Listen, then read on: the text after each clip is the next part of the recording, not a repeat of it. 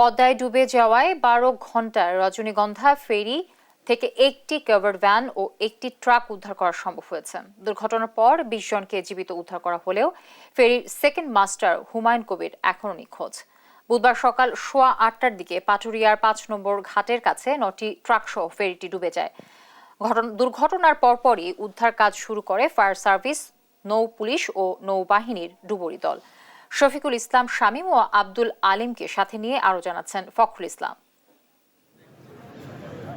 মঙ্গলবার রাত 1টার দিকে দৌলতদিয়া ঘাট থেকে 9টি ট্রাক ও বেশ কিছু যাত্রী নিয়ে পাটুরিয়ার উদ্দেশ্যে রওনা হয় ফেরি রজনীগন্ধা। গভীর রাতে কুয়াশার ঘনত্ব বেড়ে যাওয়ায় মাঝ নদীতে নোঙর করে ফেরিটি। সকাল 8টার দিকে ফেরিটি দুর্ঘটনার কবলে পড়ে উল্টে যায়।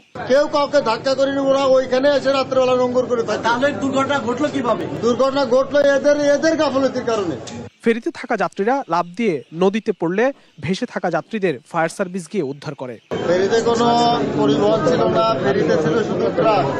ট্রাকে আমরা ছিলাম 5 জন যাত্রী, 5 জন ছিলাম ড্রাইভার সহ, আমরা 5 জন ছিলাম। 5 জনই আর কি আমরা উপরে উঠি ওই যে সেই ইয়েটা ধরে ফেরিতে যে পঞ্চটা থাকে বা ইয়েটা থাকে ওইটা ধরে নদীর ভিতরে থাকি, ট্রলার নিয়ে ট্রলাররা যায় আমাদের উদ্ধার করে। ফেরির সেকেন্ড মাস্টার হুমায়ুন কবির এখনও নিখোঁজ।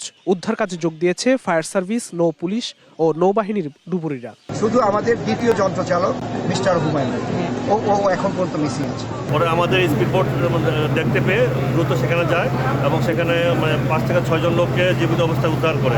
একজন মিসিং আছে বলে বিআরডব্লিউটিসির যে কর্তৃপক্ষ তাদের কাছ থেকে আমরা জানতে পেরেছি। দুপুরের দিকে উদ্ধারকারী জাহাজ হামজা ঘটনাস্থলে পৌঁছে উদ্ধার কাজ শুরু করে।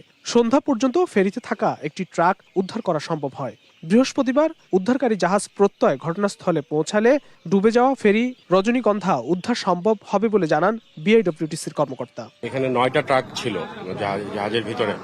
এই জাহাজের ভিতরে ট্রাকগুলো, যেটা জাহাজটা উল্টে গিয়েছে, তো ট্রাকগুলো ভিতরে রয়েছে। এখন বাকি ট্রাকগুলোর জন্য ড্রাইভিং অপারেশন দিয়ে আমরা আইডেন্টিফাই করার চেষ্টা করছি। বাকি ট্রাক যদি আমরা দেখি যে এটার বাইরে, ফেরির বাইরে যেগুলো থাকবে সেগুলো আমরা আগে উদ্ধার করব, তারপর আমরা ফেরিটা উদ্ধারের জন্য যাব। ঘটনা তদন্তে 2টি পৃথক কমিটি গঠন করেছে ফায়ার সার্ভিস ও জেলা প্রশাসন। ঘটনাস্থল পরিদর্শন করেছেন নৌ পরিবহন মন্ত্রণালয়ের অতিরিক্ত সচিব। কারণ অনুসন্ধানের লক্ষ্যে 520টি একটি কমিটি গঠন করা হয়েছে। বিজ্ঞ অতিরিক্ত জেলা ম্যাজিস্ট্রেটকে আহ্বায়ক করে তদন্ত সাপেক্ষে বাকি যে বিষয়গুলো সেগুলো আমরা নিশ্চিত করব। যারা ওখানে ছিল তারা সবাই ঘুমন্ত অবস্থায় ছিল, যার কারণে কেউই প্রকৃতভাবে বলতে পারছে না প্রকৃত ঘটনাটা কি। প্রাথমিকভাবে ধারণা করা হচ্ছে এই ধরনের একটি হতে পারে।